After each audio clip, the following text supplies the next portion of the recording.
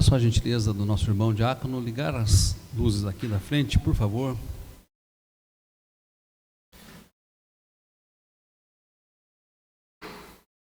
Queridos, vamos abrir a palavra, o livro de Êxodo, capítulo 15, os versículos 22 ao 27. Êxodo, capítulo 15, versículos 22 ao 27.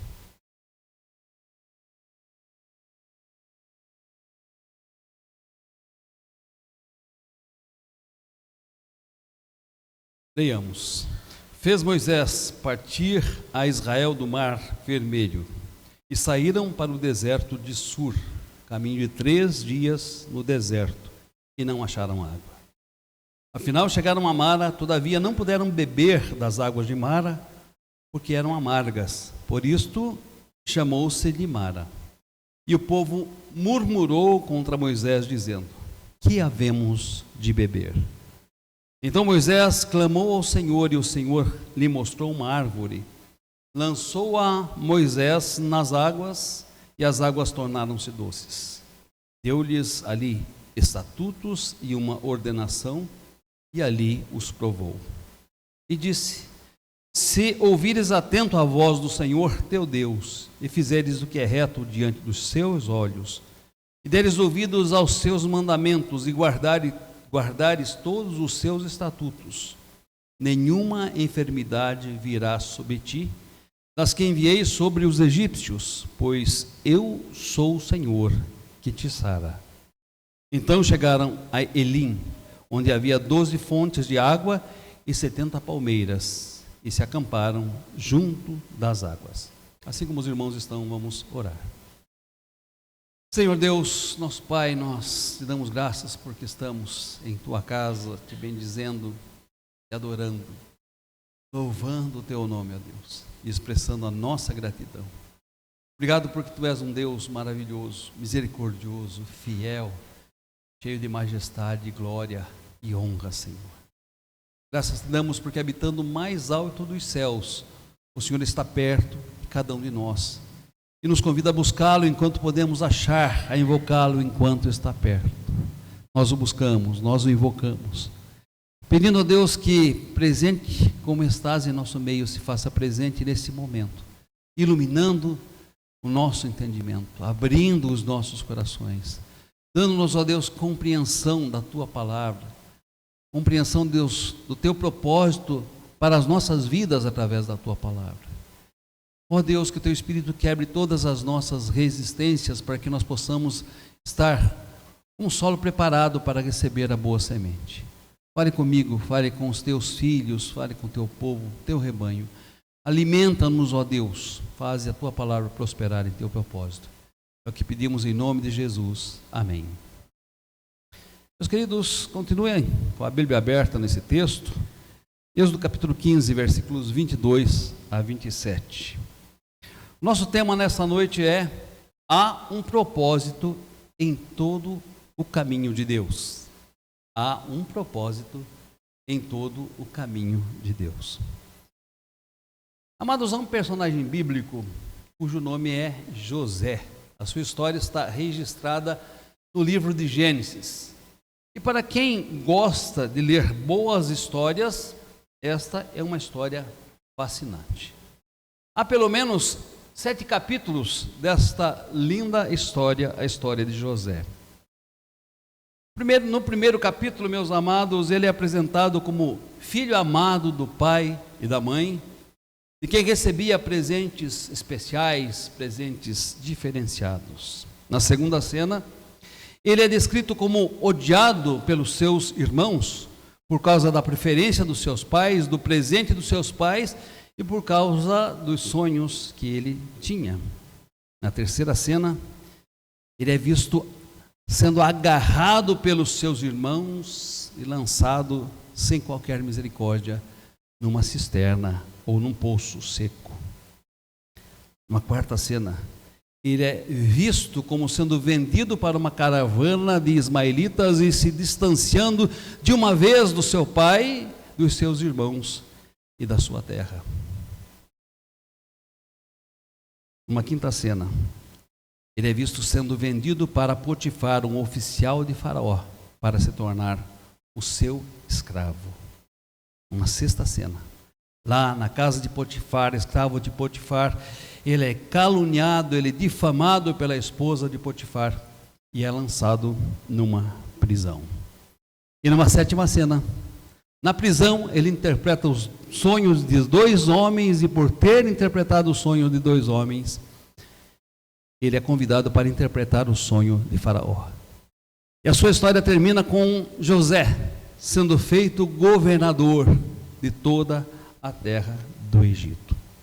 Meus amados, o que essa história tão cheia de altos e baixos nos ensina?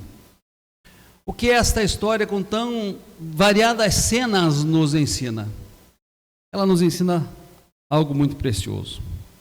E eu quero destacar desta história e do texto que nós lemos nesta noite, o primeiro ponto para a nossa reflexão. Deus nos conduz em todo o tempo. Deus nos conduz em todo o tempo. Me permito fazer algumas perguntas bastante pessoais. Qual o caminho que os irmãos traçaram para a sua vida? Reflita um pouco. Qual o caminho que vocês traçaram para a sua vida? Vocês conseguiram seguir rigorosamente esse caminho que foi traçado por cada um de vocês para a sua vida, em todos os seus detalhes? Se não conseguiu, o que provocou mudanças de rotas? O que provocou mudanças nestes caminhos? A quem você atribui estas mudanças de rota, estas mudanças de caminho? Meus amados, essas perguntas são pertinentes. Por quê?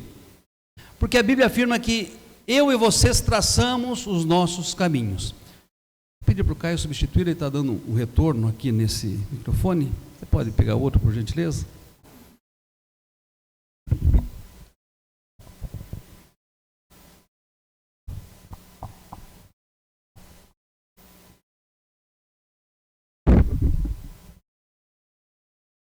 Obrigado, querido.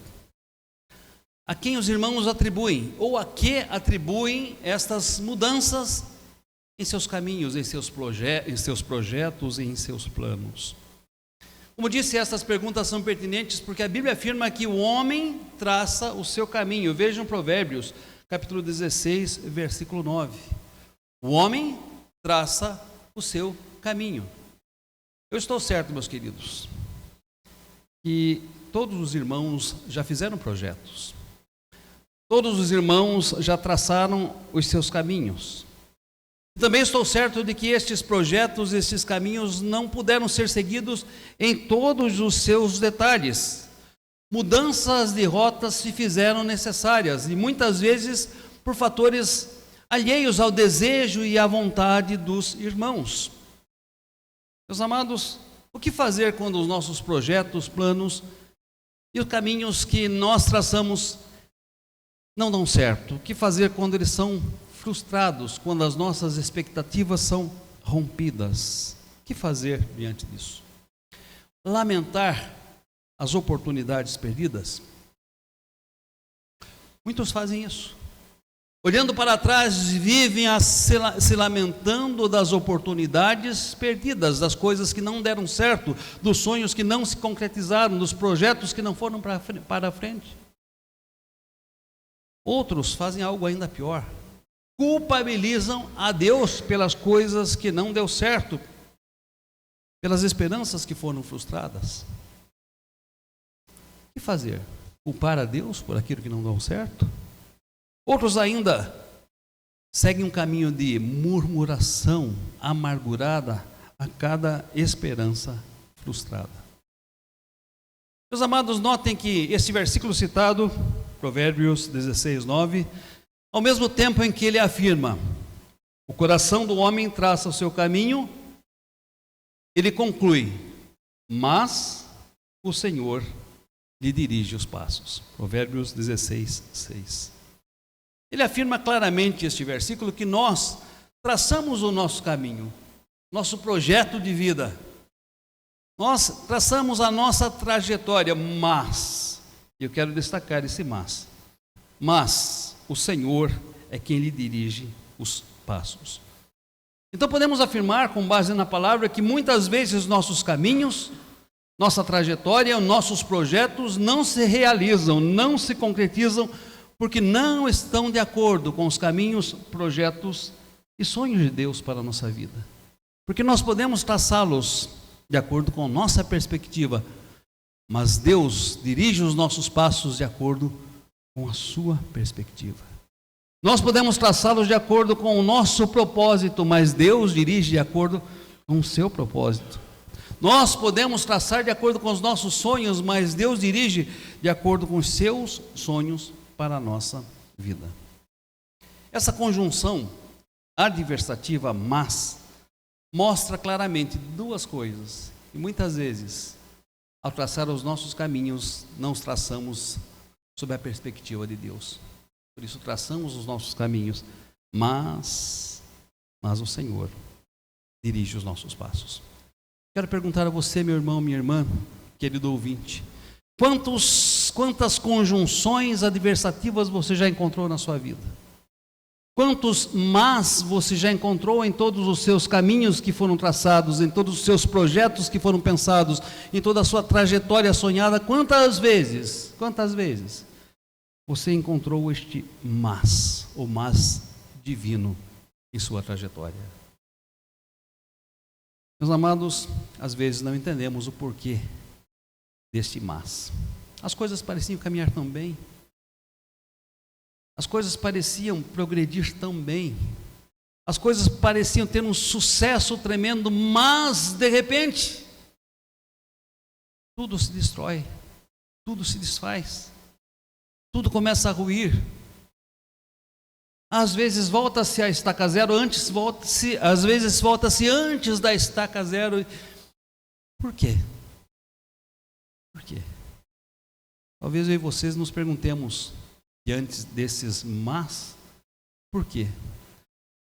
Mas o Senhor nos dirige os passos. E eu quero trazer o primeiro desafio deste primeiro ponto. Observem quantos mas há em sua vida. Mais do que isto, embora sem entender a razão deles, e não vamos entender, e Deus muitas vezes não vai nos mostrar, eu quero desafiar você a bem dizer ao Senhor por isso, porque você traçou o seu caminho, mas é o Senhor quem está lhe dirigindo os passos. Outra afirmação que esse primeiro ponto nos convida a fazer é a afirmação deste primeiro item: Deus nos conduz em todo o tempo. Deus nos conduz em todo o tempo.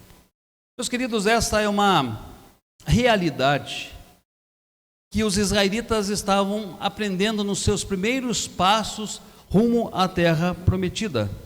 E eu quero convidá-los a voltarem um pouquinho atrás do texto que nós lemos, capítulo 14, versículo 1. Note que no capítulo 14, versículo 1, Deus ordenou aos israelitas que, destaco esta palavra, retrocedessem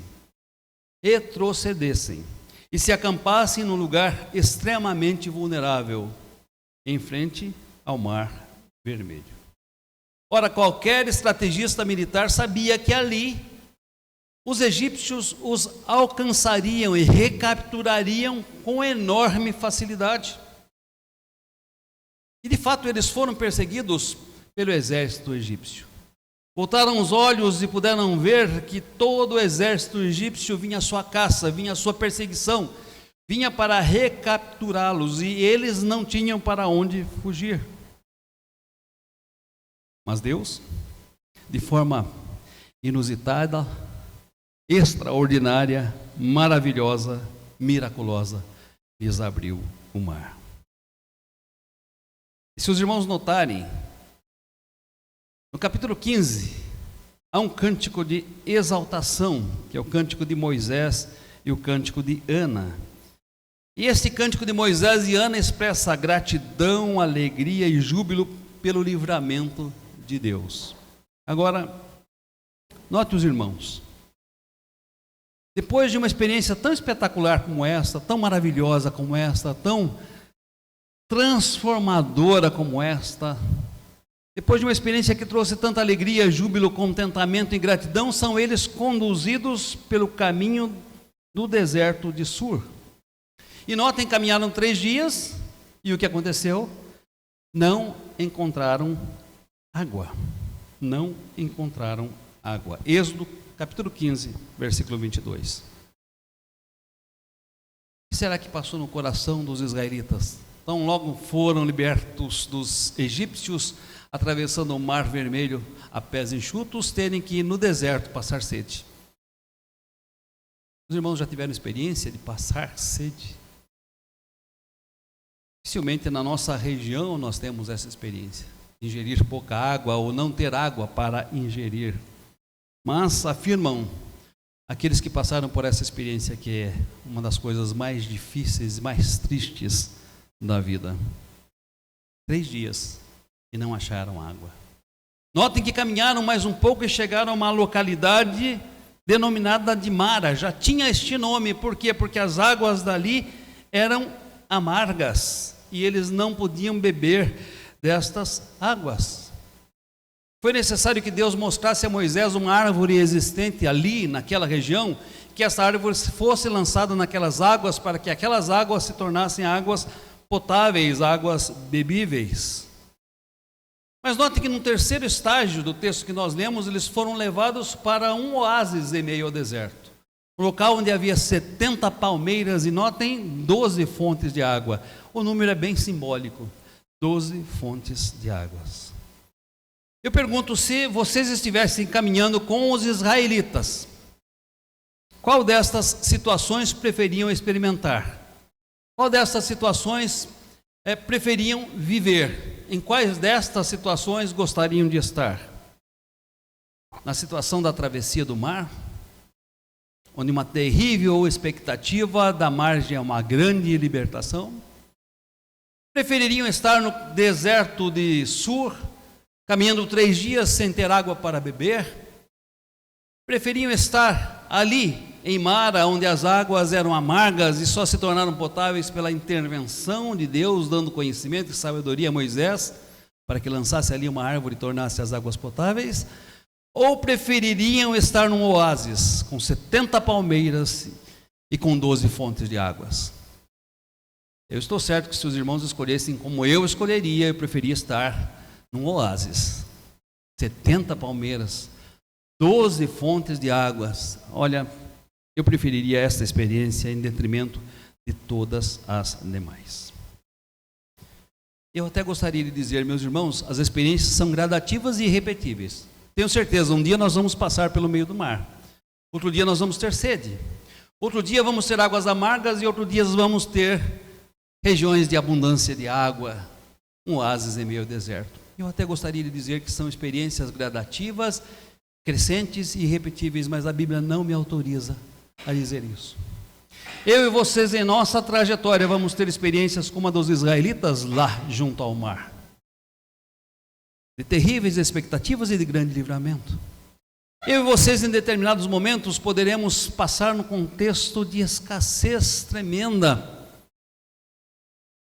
Contexto, meus queridos, em que o básico para a nossa vida falte, onde temos sede e não conseguimos beber, onde temos necessidades e não conseguimos saciar.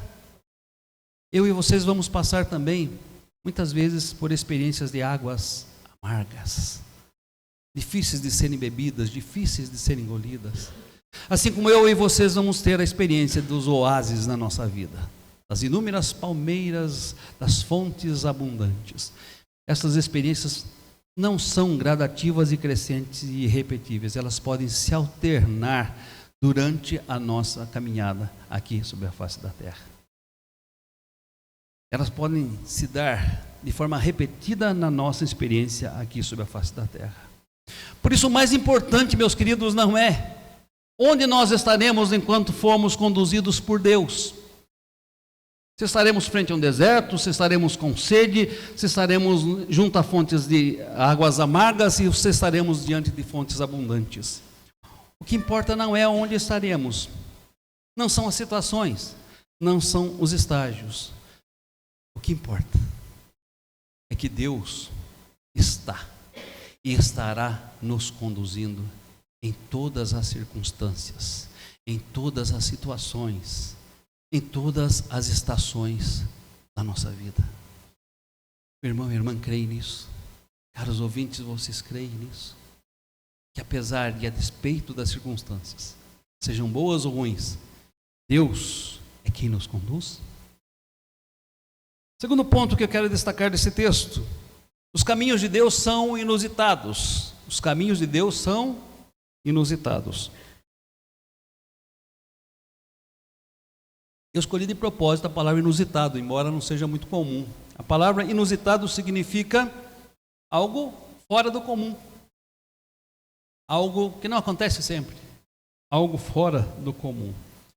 Note que o profeta Isaías já afirmava sobre os pensamentos e os caminhos de Deus algo extraordinário. Lá no capítulo 55 do seu livro, versículos 8 e 9, ele nos diz o seguinte: porque os meus pensamentos não são os vossos pensamentos, nem os vossos caminhos os meus caminhos, diz o Senhor. Porque assim como os céus são mais altos do que a terra, assim são os meus caminhos mais altos do que os vossos caminhos, e os meus pensamentos mais altos do que os vossos pensamentos.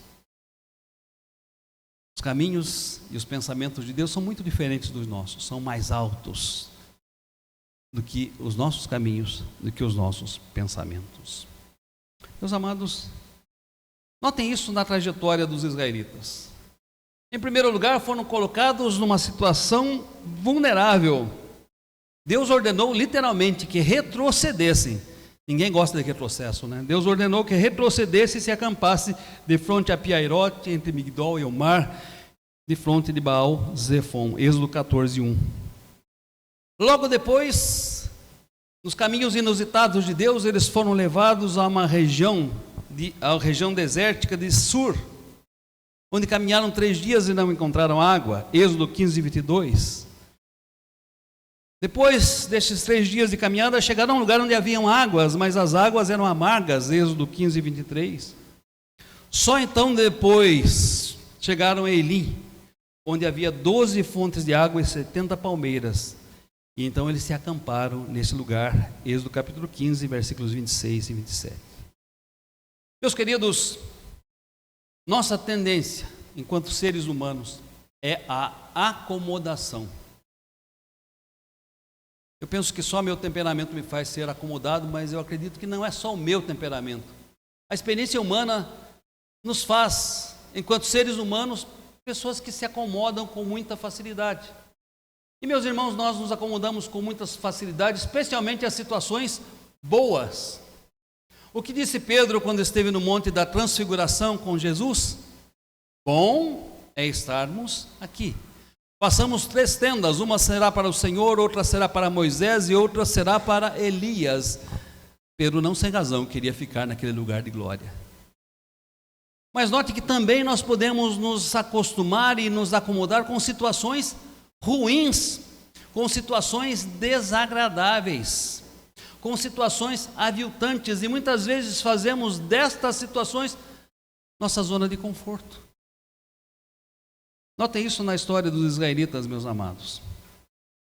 Quando diante do mar eles se viram premidos pelo exército egípcio e pelo mar, notem o que eles disseram.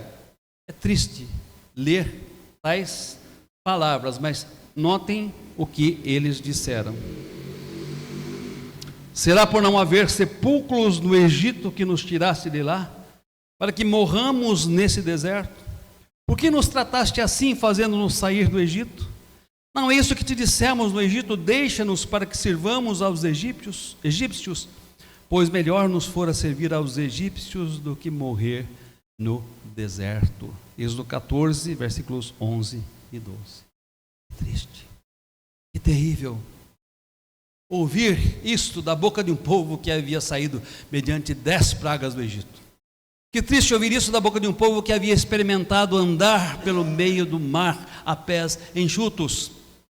Que triste ouvir isso ao povo que estava experimentando mover miraculoso de Deus em suas vidas. Olha, estávamos bem no Egito, estávamos acomodados no Egito, lá tínhamos onde sepultar os nossos mortos. Melhor seria termos ficado como escravos no Egito. O ser humano é capaz de se acomodar, mesmo diante de situações aviltantes, desumanas, terríveis. Uma coisa, meus amados, é sentirmos saudade do Monte da Transfiguração, onde a glória de Deus resplandece. A outra coisa bem diferente é sentirmos saudades de um tempo de escravidão e de miséria. A Bíblia diz algo muito precioso a você e a mim, enquanto filhos de Deus. Lá em Romanos capítulo 8, versículo 14, a Bíblia afirma que todos nós que somos filhos de Deus somos guiados pelo Espírito Santo.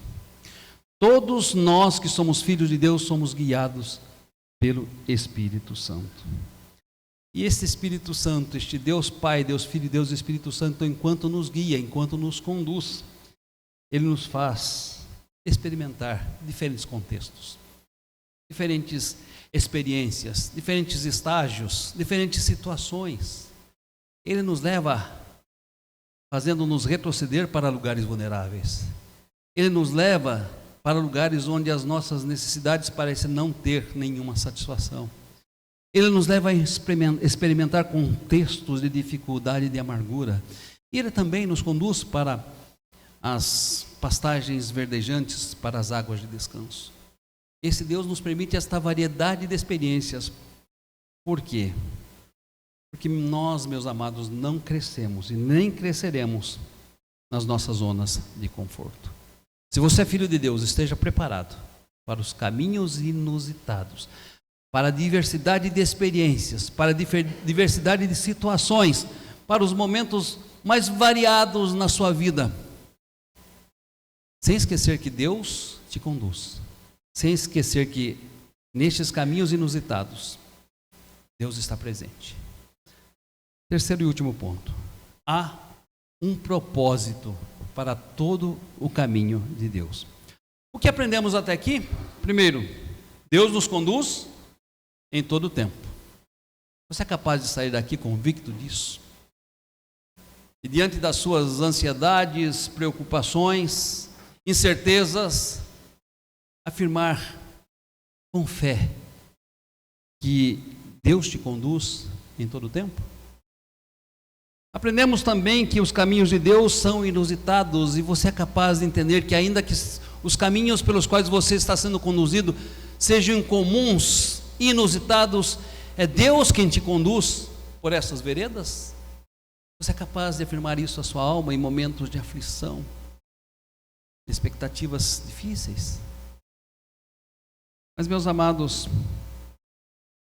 você consegue, além disso, bendizer e dar glórias a Deus por essas diversas estações da sua vida? Você consegue demonstrar aquietamento e contentamento em Deus nessas mais diversas experiências?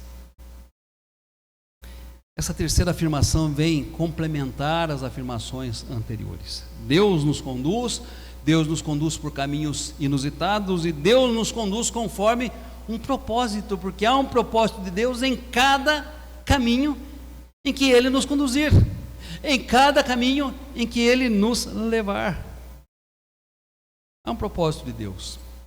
Notem, amados, não é sem razão que nós experimentamos os apertos ante os mares desta vida, a escassez em determinados momentos, a amargura em outras experiências e também a abundância. Não é sem razão pela qual Deus nos conduz de uma forma tão variada e tão extraordinária. Deus nos conduz porque há um propósito. Guarde isso no seu coração. Há um propósito em todas estas circunstâncias. Qual era o propósito divino para os israelitas nestas quatro situações que nós citamos nesta noite? Qual era o propósito? Quando Deus os colocou frente ao mar, e os egípcios vieram ao seu encalço, quando eles foram levados para o deserto de Sur, onde não havia água, quando eles passaram pelas águas amargas em Mara, ou quando acamparam junto às 12 palmeiras, as 70 palmeiras e as 12 fontes de água. Qual era o propósito de Deus? Eu não vou esgotar este assunto, mas eu quero citar aqui, meus amados, 8 propósitos. Estão preparados para guardar todos eles de cabeça? 8 propósitos. Talvez eu e vocês, como já dissemos, passamos por experiências semelhantes aos dos israelitas e há um propósito. Quais são estes propósitos? Vejamos, meus amados. Primeiro deles, desenvolver a compreensão de que Deus é soberano e sábio em todos os seus caminhos, mesmo que eles sejam inusitados e incompreensíveis, e que Ele está no controle de todas as coisas. Êxodo 14, 13. Note, era inusitado, era compreensível retroceder e se acampar numa região de tanta vulnerabilidade, mas Deus, em sua soberania, em sua sabedoria, trouxe os israelitas exatamente a este lugar. E por que os trouxe nesse lugar? Porque Ele queria mostrar aos israelitas que os egípcios que eles hoje viam, nunca mais os tornariam a ver. Segundo, ensinar a aquietar-se diante de situações onde as possibilidades humanas fracassam, pois há coisas que competem ao homem fazer, há outras coisas nas quais ele precisa silenciar as suas preocupações e ansiedades e esperar no Senhor. Êxodo capítulo 14, versículo 14. Quando os israelitas olharam para trás e viram o exército, eles se desesperaram. Eles começaram a murmurar, eles começaram a clamar, e Moisés orou a Deus, e Deus disse algo muito importante a eles e a nós, em contextos semelhantes: aquietai-vos, e vede o que o Senhor vos fará. Não é fácil o aquietamento, não é fácil esperar em circunstâncias parecidas como estas, mas Deus disse: aquietai-vos. Há situações em que eu e vocês somos convidados a nos aquietarmos, porque as nossas possibilidades fracassam ou fracassarão. Há circunstâncias, meus amados, em que nós não podemos fazer nada. Há circunstâncias em que temos que esperar, silenciando as nossas preocupações no Deus que nos conduz por caminhos inusitados. Terceira lição: Deus queria ensiná-los e quer nos ensiná-los ao olhar da fé. Um olhar que deixa espaço ao clamor, mas deixa espaço também ao marchar.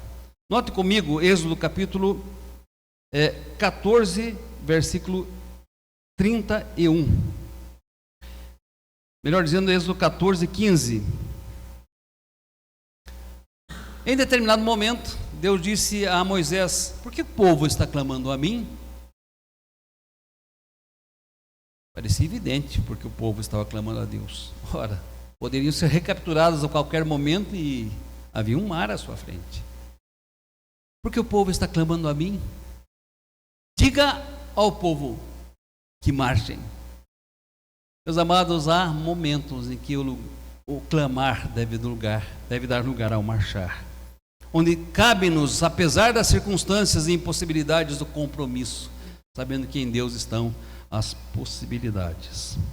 Quarta lição: conhecer o poder de Deus, temer e confiar no Senhor. Êxodo 14, versículo 31, confira os irmãos. No dia seguinte à passagem do Mar Vermelho, os israelitas foram e viram os corpos dos soldados egípcios estendidos pela orla daquele mar. E notem, esse texto diz explicitamente, com todas as suas palavras, que o povo conheceu o poder de Deus, que o povo temeu a Deus, que o povo confiou no Senhor. Quinta,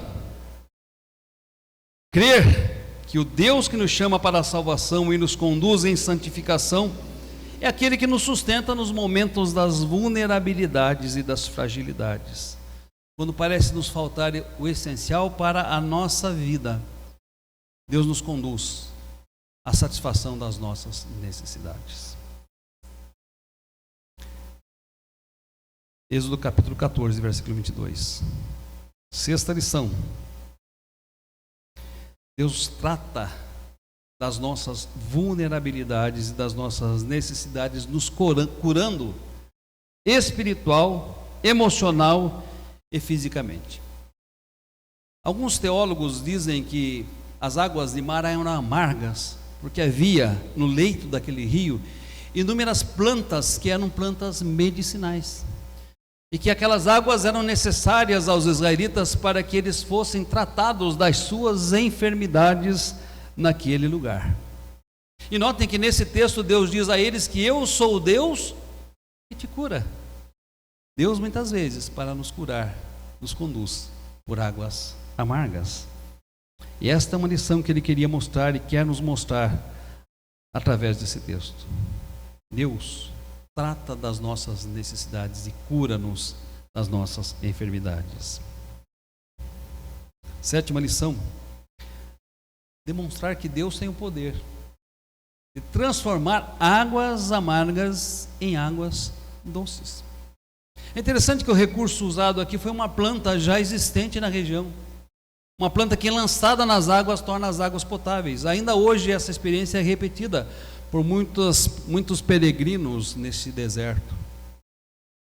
Deus poderia muito bem, no estalar de dedos, transformar a água amarga em água doce, mas Ele quis, nesse momento, dar sabedoria e dar entendimento a Moisés para que usasse de algo natural que havia ali, a fim de que as águas se tornassem potáveis. Mas quem deu esta revelação, esse conhecimento, esta sabedoria foi Deus, para que Moisés pudesse, lançando aquela planta ali, transformar as águas amargas em águas doces. Deus, em sua providência, transforma a nossa amargura em algo doce, em algo agradável, em algo benéfico, em algo necessário para a nossa vida. Oitava lição: demonstrar que andando na presença de Deus há abundância e delícias perpetuamente.